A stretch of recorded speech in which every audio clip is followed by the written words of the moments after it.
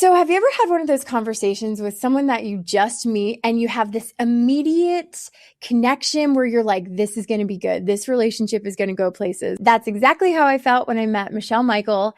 And we connected on so many different levels, on professional level, entrepreneur level, how to prospect better, social, most importantly, on our faith and, just living out our faith, which we'll get into today too. But Michelle, she teaches sales professionals and entrepreneurs how to prospect better online, how to outbound prospect on social in a way that actually makes you money. So sit down, get your notebook out. You're going to learn something today. And I am just so thrilled to have you on. Michelle, welcome to Lending Leadership. Thank you. I'm so excited to be here in all my glory today. Yes. Yes. As moms and busy professionals, we just go and do. And hey, when you can get a workout in, girlfriend, you go get that workout in. Mm-hmm. Amen, girl, because today the only way it was happening was at the time it happened and I got it in, but that just means that the rest of the day, my hair's on my head. It's fine. Guess what? You got to put your air mask on before anybody else. And I know that workout probably felt so good. And I'm so happy to have you here. And I'm so excited. Yes. Yesterday. So at HMA, we do something really fun. We call it Taco About It Tuesday, just because I'm weird and I like to have fun things that we do to get our salespeople engaged. And I have to say, this was probably one of our best, if not the best, Talk About It Tuesday that we've had. And Michelle was on talking about her program, talking about everything she does for prospecting and how to get people really out of their own way and to change their perspective on how they're connecting with people online. But it was amazing. I had so many people afterwards that were like, that was great. I hope they booked time with you. But we're gonna dive into all of that. So let's do it. Where do we even start? My gosh. I really want to get into your whole idea of prospecting differently. Like, where did this come from? Because it's such a simple idea, yet it's so, fresh and different, but it's not like you need to buy all these books and do all these things and have all this training. It's like, it's been staring at you in the face all along. So talk to me a little bit about your background and I don't know. Tell me a story of how this all comes together. I think the beauty of it, Rachel, is the simplicity, right? And I think we as humans like to overcomplicate things. I think naturally that's just sort of how we're programmed to be inquisitive and to think there's got to be more to the story here. There's got to be more that I'm supposed to do. And really, there's not. I look at it from this sort of history for me. If I were to walk you back several years, swimming competitively for most of my young life. I say I'm 36 and I swam competitively from the age of 5 until about 23. So almost 20 years of my life was spent staring at the black line on the bottom of a pool. And with that came, I always kind of joke, I learned discipline long before I even knew what that word meant. Yeah. And I think when I look back on it, and we talked about this a little bit yesterday on our webinar, the mile is such an interesting race, just like, running a marathon. It's the same idea, right? You can't go out of the gate hot or else there's no way you're finishing 26 miles. You cannot go out of the gate hot swimming 66 laps in a short course pool sprinting because you will not finish 66 laps at that point. So when I was training and competing for all of these years and learning how to program my body to be able to swim 66 laps, essentially at full speed, right? Part of how that training went was we would do a lot of interval work. How long can we hold a pace for 100? How long can we hold a certain pace for a 200? So on and so forth. And so when it came to actually running, or in this case, swimming, the actual mile itself in competition, for me, I always counted backwards. I knew it was 16/100s and how I ultimately gave myself that second wind of energy to be able to finish the way that I would finish the race. I would count backwards by 16, 15, 14, 13, 12, 11, 10. All of a sudden now I'm at 9, right? So I'm now in the single digits instead of the double digits. And your brain, psychologically, something happens there. When you are running a marathon and you only have 3 miles left and you pass the 23-mile mark and you're like, oh, I can do 3 more miles. I've just done 23. That's what our brains tell us, right? So it's sort of these neural pathways and synapses of how we can like rewire our mindset. And so fast forward to today, right? When I launched Drivers and Leavers and when I created the program that I now coach and teach on, which is the outbound prospecting piece, I said to myself, how can I explain this to someone else? And the best way to explain and coach this to somebody else is to do it, or essentially to reverse engineer how I myself have done exactly what I'm telling you as my coaching student to do. So if I know that one of my goals every month is to do 5 webinars a month, let's just say, how do I go get webinars? What do I have to do in order to make those happen? And then if I look at it from a projection standpoint and say, okay, well, if I know I want to have 5 every month and I look at my calendar and in August I only have 1, then what do I have to do here? And clearly I need to go send messages to be able to create opportunity for myself. So when I was building Drivers and Leavers, it was quite literally, as simple as this might sound, well, Michelle just had 8 keynotes last year, 25, whatever the numbers were. And I would just say, okay, well, how did I get that webinar? Who did I know that led me to this person, that led me to this person? Like, what was that? And so I read my last year backwards. That's what I did. And when I was looking at it from that perspective, I was like, oh my gosh. So if we know what the end result is that we want, the best way to get the end result that we ultimately desire is to reverse engineer ourselves back however many steps it's going to take us to get to where do we have to start. And that's the part that most people either don't know how to do or don't have enough of the, ability to look inward, or frankly just don't want to. They just want someone to tell them what to do. And I think that's why Drivers and Leavers is so successful and honestly also so desirable for so many people, because they know that they need to be prospecting. They know they need to be sending messages. They know that a lot of the way that others are sending messages is very, very wrong. So they want to know, just tell me, Michelle, what to do. And I think that my level of I've been there, done that. I've lived the pain of not doing it. I also live it myself every single day, which I think really matters. And I'm sure we'll talk about that. But that's why for me, Drivers and Leavers is not just a thing I'm telling you to go do just because it sounds cool. It's a thing I'm telling you to go do because it will change your entire trajectory of your business. And if you're, want to be philosophical about it, it'll change your life. And it has changed mine. Well, I mean, gosh, you hit on so many different things there. I want to talk about, well, let me just say this. I love reverse engineering things, right? Even when my kids were little, or I don't have to do this as much anymore, but I wouldn't start with 1. If I'm counting to them, I would start at 5, 5, 4. And they're like, oh gosh, mom gets to 2, like we're in trouble. There's something about that pushes you like, oh gosh, I only have 1 second left. I better go do it. So I love the fact that you reverse engineered it in that way to just catapult you to the next level. But when you're looking at, and your program is great for anyone in sales, we happen to be in mortgage, so it really works really well for us in prospecting. If you're looking at what people are doing repeatedly and it's not working, like, why are we going to continue down that path? And I feel like a lot of what you are talking about is not necessarily just, it's not social media training. It's not, yes, it's prospecting training, but it's really about psychology. It's about relationships. And so I guess, was that the piece that was unlocked when you were looking back and looking at your numbers to say like, wow, the common denominator here is people. Yeah. Yeah, I love that. That is the common denominator, right? At the end of the day, business is about relationships, whether we're in person, whether we're virtual, whether we're belly to belly, whatever the term or phrase, whatever you want to use. From the age of time, how people have generated opportunity for themselves is by knowing somebody that knows somebody and having a good conversation. That's why networking is such a big thing. Yeah. That's why, we have B&I groups and we have all these things, because you're naturally more inclined to create opportunity for yourself if you're in community with other people. So if you do a good job at having conversations with other people, then naturally that opens either in theory, it should open another door, or it opens your mind to how can I go find another door to walk through.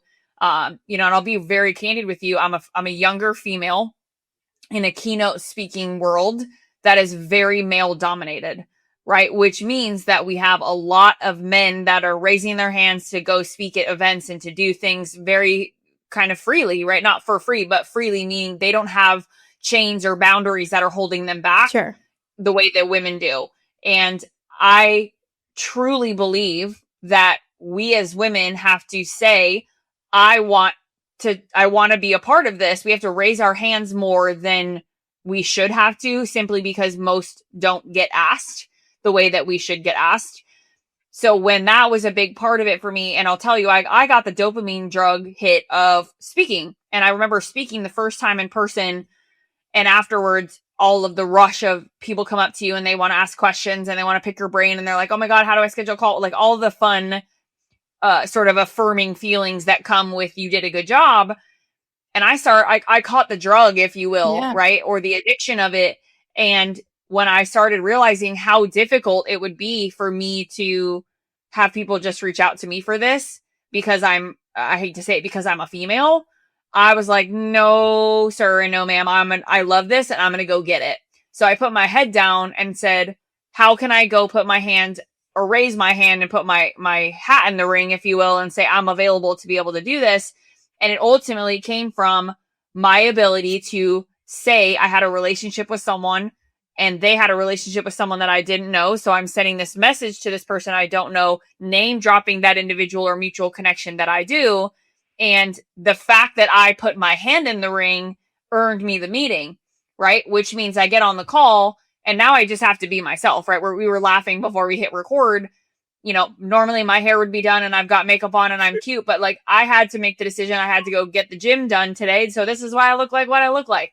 But I said to myself, I have every right to be on the same stages as every other person, but they're not going to come to me the way that they come to other people. So I'm going to go get them. And the messaging framework that I developed within Drivers and Leavers, which I know you nerded out with me on yesterday, came from failing, trying again, failing and trying again, failing and trying again of what do I have to say? How do I have to say it? What is the formula here that is ultimately going to get a CEO or an executive or someone that's in charge of the event to say, yes, we'd love to meet with you, or sure, can you send me, videos of you speaking, or can you send me your speaker kit? And as I started figuring all that out, I realized, well, if I can get a keynote from it, I can get podcasts from it. I can land webinars from it. I can land opportunities with one-on-one LOs or sales professionals that run companies. I mean, I had a meeting last week with a CPA, a company, a gentleman that owns a CPA company. They need to prospect too, right? So it doesn't matter what industry you're in, but what does matter, and to your point, is we may run businesses, right? This gentleman who owns a CPA company obviously has been successful enough, but he knows that he's in the business of creating relationships and that we are also in 2026, which means that everyone is on social. Yeah. And if you're not on social, then don't expect to be found the way you used to be found, right? Google ads don't work the way they used to. Facebook ads don't work the way that they used to. So I'm not saying they don't work. I'm saying they don't work the way that they once did, which means that we have to adapt. And so when I figured out how to land these messages this way, or land these opportunities this way through my messaging framework, it just kind of spread like wildfire, and everybody wanted a piece of it because it was so simple that they had almost overlooked how simple it was. They're like, there's got to be more to it, Michelle. Tell me, what am I missing? And there isn't. You're not missing anything. You just have to now do it. You know what I mean? But every good opportunity comes from a relationship that you have.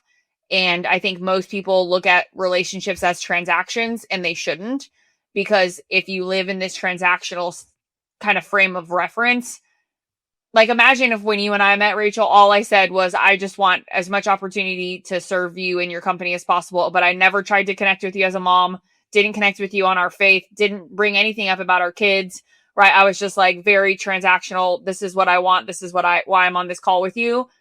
We would never be having half the conversations that we're having around all of the things that we're going to be able to hopefully do together, right? So relationships is at the foundation of it, but you also have to know how do I take this relationship that I have and now create other relationships from it?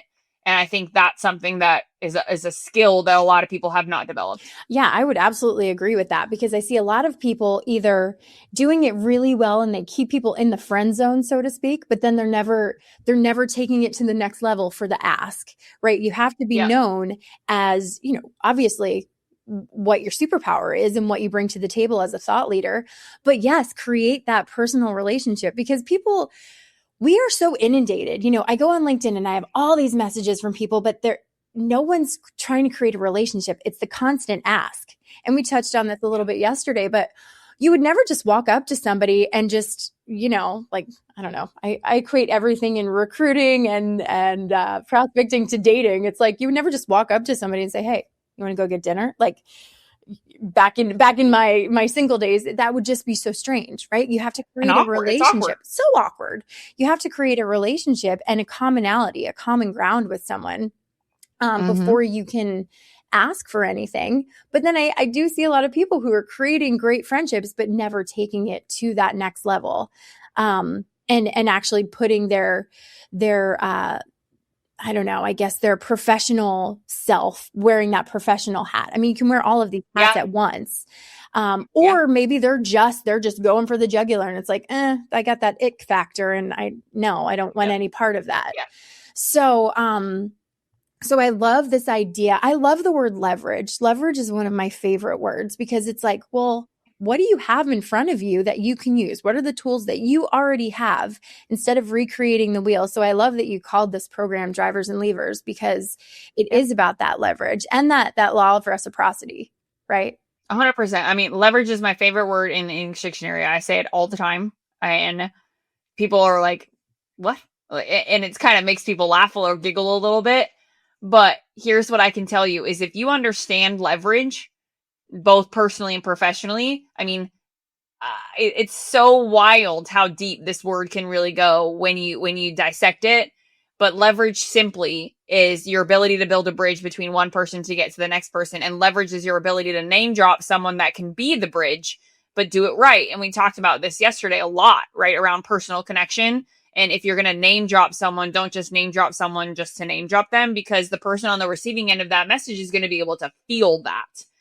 Right. Now, one of the things, for me, it's so funny because I'm a high D and a high I on the disc profile. We got no funny, right? Imagine that. So as part of, I have a big budding TikTok channel that I'm working on. And with that, I have to post 3 videos a day, every day for 30 days. And it's not nearly as hard as it sounds. It sounds crazy, but it's really not that bad. The formula is very, very simple and very easy to follow. And just like, a lot of you guys listening to this, you're maybe in search of a coach or needing a coach. I too have a coach, right? We all have to have them. Mm-hmm. And this is one of the things for me that is pushing me, is to be more of a thought leader from a content creator standpoint, as opposed to just go prospecting and being on webinars all the time, because I also have to have content to back that up. Right. But leverage is such a fun word, because if you actually understand the profiles of a human, so I've done a ton of research on this, high D's and high I's, we have 2 different blind spots, right? So a high D is very, very driven. They are very, what's the right way of describing? They're not afraid of the no. They take no as sort of a rite of passage of earning their way to the yes. And their pitfall, to your point, is that we can sometimes be very direct and almost abrasive in our personalities, not because we're meaning to be, but just because we know who we are, we're confident in what we want, and we go get it. Now, high I is very, very different. Now, the problem with the high I is that we are chatters, right? We like to talk to people. So you were talking about the friend zone, and that's the problem with the friend zone, is usually those people are high I's because they love building relationships. They love getting in connection with people. But then they've gone so far into the I'm a friend and I'm connected that they feel guilty or almost bad going for the ask.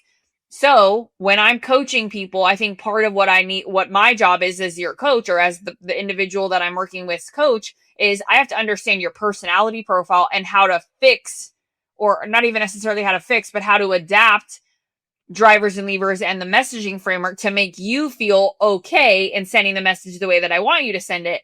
Because the way a high D is going to send a message is not the same as the way a high S is going to make that message sound. And this is ironic. Like I'm coaching my husband legitimately right now on drivers and levers, going through his own program to build his own coaching platform, and to generate his own private clients for Transcend Endurance. And when he would write a message and he would say, I don't know what to say. And I'd say, go ahead and write it yourself and I'll read it. And reading his message and his idea in his brain of how a message should be sent to somebody on Instagram or wherever it is, I laugh because I'm like, no, you cannot send it like that. He's like, what do you mean? And I'd have to edit it and be like, no, this is how you should write it, because their brains don't work the same way that ours does. Well, hold on. Let's go back. Like, give me an example of wording that he would use, or just the format that he would use. Is it more? I'm not even going to try to guess on. It's softer. It's a lot softer. Okay. It's a lot more like there is no call to action a lot of the times, or if there is, it's a very soft call to action, meaning it'll be like, I heard that you were friends with my wife and she mentioned that you love to run. Let me know if there's anything I can ever do for you.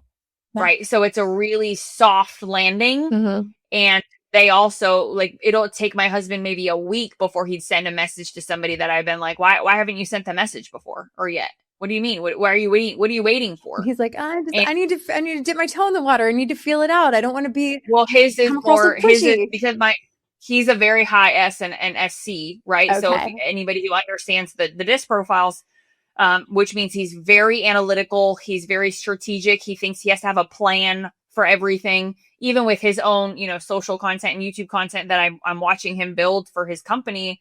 He is so methodical and so structured in how he does it. Whereas like in my brand, I'm like, let me just whip my phone out and record a video. I don't even know where this is going to go. I'm just recording it. Yeah. So when he has somebody in his mind that he wants to prospect, in his head, I have to slow down. I have to follow their content. I want them to see my content for a while. And I'm sort of like nourishing this relationship in a way where then I feel like it's not awkward to send a message.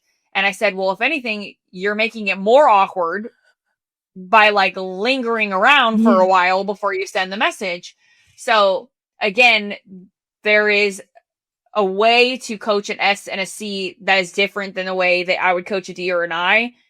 And even for myself, it's been really fun to have to learn how to adapt to those types of individuals that do operate differently than you or I. Now, I will say they're not the best prospectors. I love my husband to death. We've been married for 8 years, have 2 beautiful children, but like he's not the best salesperson. Just not. Yeah. Right. He would never get hired for that.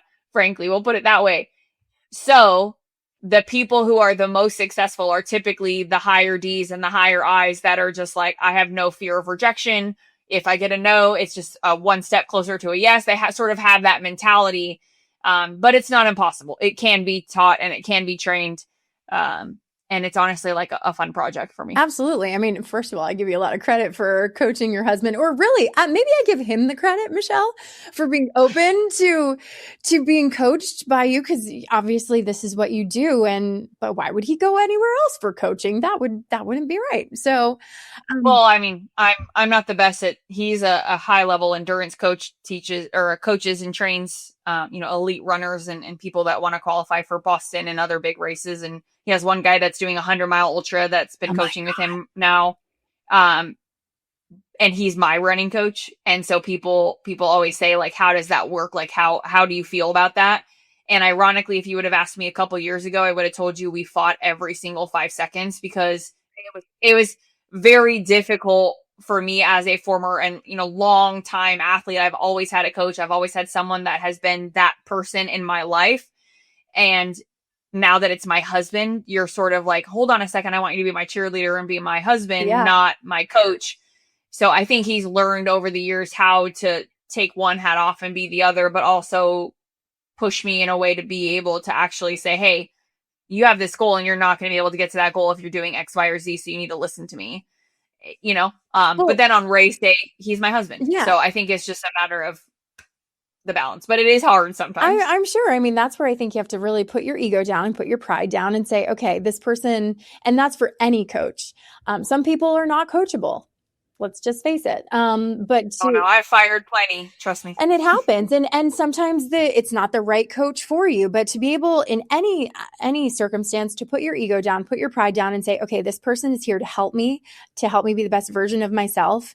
And, I really love the fact that you said that you're doing a disc profile with your clients. It's not just a cookie cutter approach to, okay, well, let's just blanket this and one size fits all, because I have seen other coaches that do fall into that category, and some things may stick, but it's like, it needs to be such a personal experience and really meet people where they are. Heck, everyone's at a different level in their career, in their comfort level, in their social media level, what they've put out there, because this is your whole program is prospecting on social.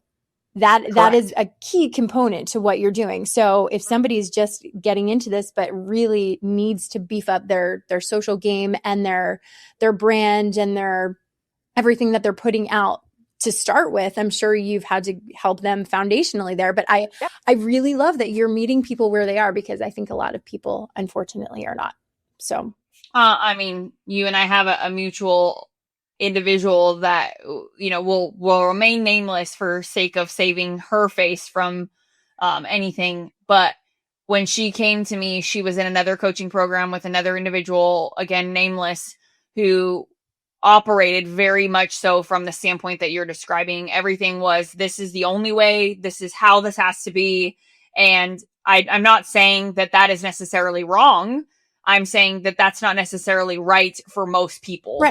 right. Mm-hmm. There are certain people that can handle that level of shut up and just do exactly what I'm telling you, but that's not how I operate, because that, to me, there's no human relationship there. And I have a downside to me of, I love my clients and I love people. So I sort of want to be their friends too. I think that's really important. Yeah. And another differentiator, I don't have 500 students at a time because I do only private coaching. And to me, that's a difference. I'm not trying to serve the masses. I'm really trying to get into your individual business and really make a difference in what you're doing. And, this individual, when she came to me, she was like, I was in this other coaching program. The gentleman is very abrasive, a big name in the mortgage space. And he was just kind of bossing everybody around. And I felt like I was paying all this money and getting very little face time with actually him. Everything was this group environment. And I really need someone to look into my business and look into what I'm doing and just honestly just listen to me. And so when she said that to me, I just sort of chuckled, because I said to her, I was like, duh, why wouldn't you do that?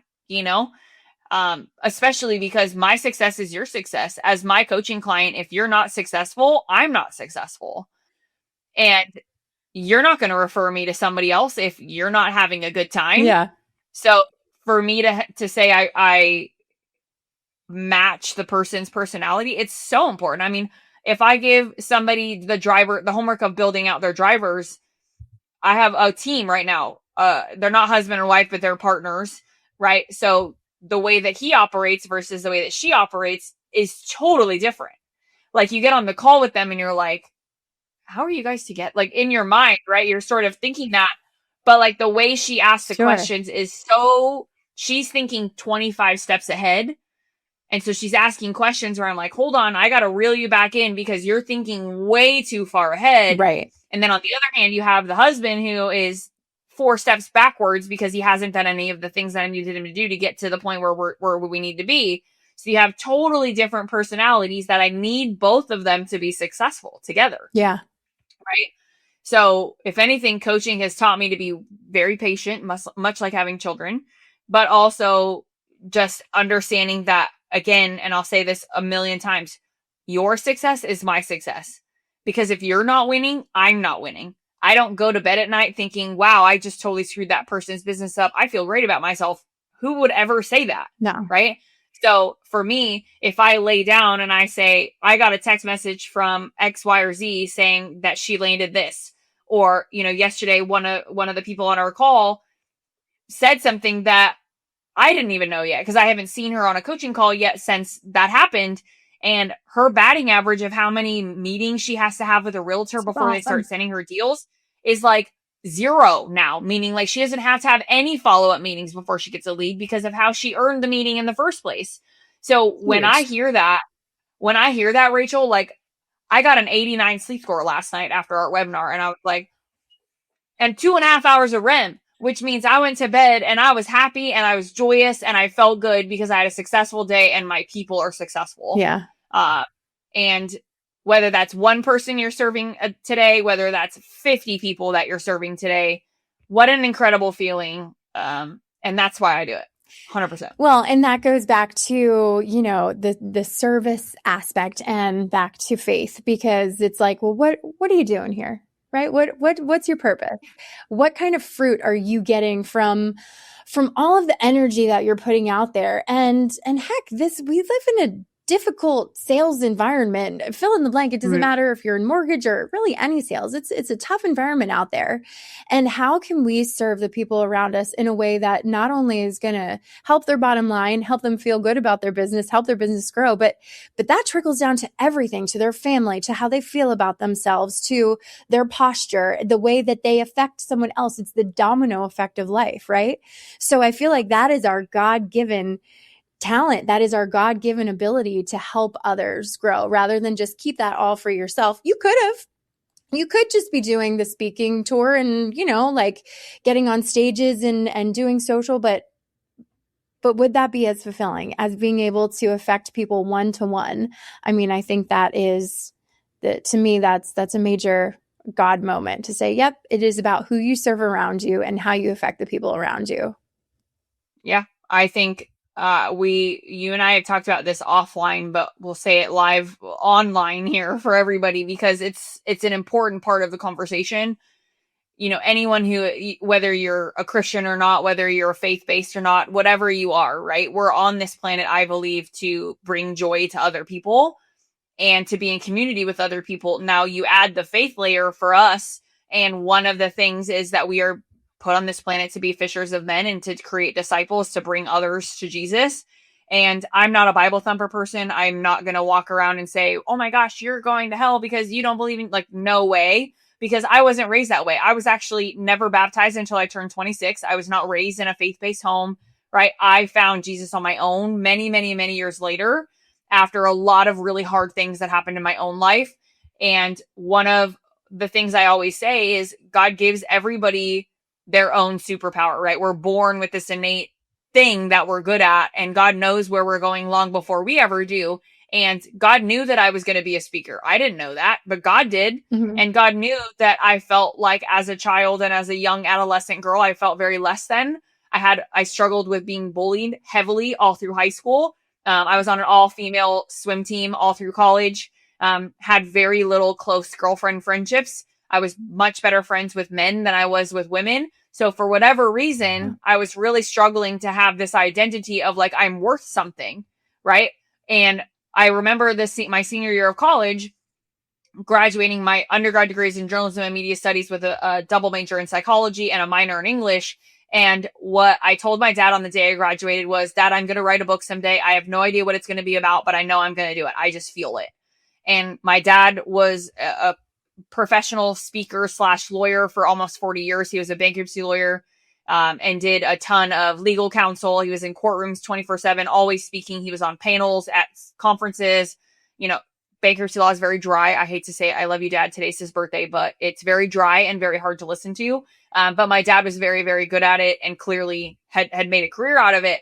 So my dad kind of looked at me and was like, okay, honey, whenever you figure it out, you know. Let me know. Fast forward, I figured that out. And when I found my voice, it was almost like this coming to Jesus moment for me where I was like, all of those years of feeling less than, all of those years where you feel like nobody was paying attention to you and nobody was listening to you, I was just getting you ready to have this really big voice to be able to stand on stages and spread my name. And so for me now at 36 years old, standing on stage is so much bigger for me than just I'm in a room and I might get a couple of coaching clients out of it. For me, it's I'm walking on stage and I finally, for the first time in my life, have this feeling in me that I am doing exactly what I'm supposed to be doing and that God has given me this talent and that I would be doing him a disservice by not spreading it into the world. And the cool thing about it is every time I speak, whether it is a faith-based room or not, somebody in the crowd comes up to me and says their relationship or talks to me about their relationship with God every single time, Rachel. And I just live for that. I mean, one of the gentlemen from the last conference I spoke at still sends me messages on LinkedIn. I love that. I saw the black line at the gym the other day. I was sitting in the sauna and I saw the black line and I instantly thought of you. Like, just stuff like that where you're like, you created an impact in somebody. And I had a gentleman who told me he's never posted in the mortgage space, never posted a video about his faith because he thought it would alienate all of his realtor partners. And after hearing me speak, he said, I don't care. I'm going to post about it. And he did. And I bet you he felt darn freaking good about doing it. I bet he did. Right? And then he did. So, again, drivers and levers being my superpower is amazing, but I didn't create that superpower. God did. And now I'm just honoring the fact that he has given me a platform to spread it. Well, when you walk in that authenticity, and I feel like that even that term, walk in your authenticity, it seems kind of cliche, but it is so true. And when you can connect that, just as you said so beautifully, to that deeper connection, to that Jesus walk, to that like something much bigger than you that you sometimes can't even identify. You can't see in yourself. But when you look back at your career, you look back at the things that you've been through and you say, okay, I see what you were doing there. I didn't understand it in the moment. Well played, God. Like that has been my story. I could not have written this myself. I say it all the time. But when you see what God has been crafting in you all along, and maybe crafting in you with the help of a coach, with the help of the people that he's put in your path, like that's a really cool thing. And to see like, okay, maybe you're not quite there yet, but to give yourself grace and say, you know what? We're all a work in progress. The second you think I've arrived, I'm amazing. No, that's a dangerous place to be, but to constantly be learning, constantly be growing, constantly looking for people that you can impact and they can impact you. I mean, that's a really special thing. And I love that that's exactly what you're doing. You're encouraging people to get out there and get in community with each other. And in a way that is service. I think a lot of people forget, I'll relate it back to mortgage because that's where we are. In sales, it is not just sales, it is service. We're in a service industry. And at the end of that transaction, you're putting people in homes. What a more beautiful thing could there be than putting a family in a home? I mean, I think we take it for granted sometimes. Think about prospecting like that because prospecting gets a bad rep sometimes, right? If you think about the word prospecting, sometimes it sort of has this negative connotation to it because it's that sort of slimy car salesman-y feeling. Yeah. Right? But I don't look at prospecting as I'm just going for the kill and I'm trying to create an opportunity for myself. Is that the byproduct? Well, yeah, I have a business that I run and I have a family that I have to feed. So yeah, I need to go make money just like everybody else. But I look at prospecting as I am acting in service to you. I am not doing what I'm supposed to be doing if I don't say to you, Rachel, how can I help HMA on a bigger level? Like I'm failing you by not offering the service to you because I see that there is a problem that I have the solution to. Therefore, if I don't offer that to you, like shame on me, right? Yeah. So I look at it from, yes, there is a financial piece to that when you own a business and you're in sales. Sure. But if you look at every message you send as this, I'm trying to earn this money, the person on the receiving end is going to feel that. Yeah. Right? If I say, Rachel, I'm going to send you this message and you read it and you're like, nope, Michelle, like, I can't believe Michelle wrote that.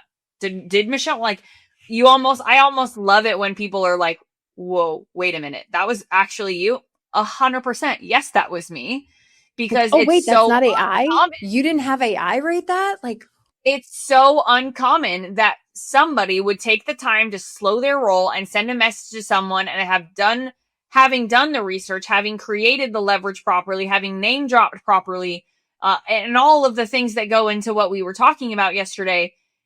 But one message every day to somebody that you don't know, name dropping somebody that you do, is a very, very simple task. Now there is homework that needs to be done to do that well. Sure. And that's what is taught there, but don't overcomplicate it. And also don't look at it as a transaction, because if you do one a day, every day, you might as well send 25 because you're going to fail most of the time. Yeah. So when, you know, to bring us full circle and sort of close us out there, I would say the transactional mindset is what's killing social right now. I think it's what's really hurting the social channels, and it's what's making people feel frustrated by them.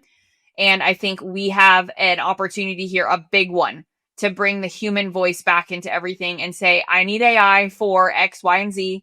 I love AI for X, Y, and Z. It helps me be more efficient on all of these other categories within my business, but it will never and should never replace me being the one to send you a message, because at the end of the day, what is sales? What is mortgage? What is everything that we do on a daily basis? It is relationship. And frankly, guys, you want to get biblical about it? Adam was put on this planet and given Eve because he was supposed to be in relationship with somebody else. So focus on relationships over everything, and tie it down with a pretty bow and ask for what you need. Because if you do it right, the ask will not feel like an ask, and you'll earn it, and you'll get the yes every time. I love that. That's a great place to end today. Guys, if you're not following Michelle, you need to follow her. Check out her website. We'll put that in the show notes down below. Follow her on social. Really, I have your book right here, like shameless plug. Get her book, The Black Line. I haven't started it yet. I read the beginning, and then, I'm reading like 5 books at once, but it's next on my list. I'm really excited to dive into that. And I'm just excited to be in your space more. I really have enjoyed getting to know you better. I'm really enjoying this friendship and partnership. My wheels are turning, and you've unlocked an excitement in me for prospecting. And I can't say that I've been more excited to prospect ever. I don't think anybody really gets excited to prospect, but I am so excited with this new idea. And so thank you. Thank you for joining me today. Girl, I get excited to prospect every day. And I think because of how it's done, I'm so excited to see that in you and to see where that is going to help you go, because I do think sales can get hard, right? When we lose our joy. Yeah. And it doesn't have to be that way. It doesn't have to be that way. All right, everybody, don't forget to subscribe to Lending Leadership. We'll catch you next time. Check out Michelle, her podcast, Beyond the Method. Follow her in all the places, Double Dog Dare, and we'll catch you next time. Bye.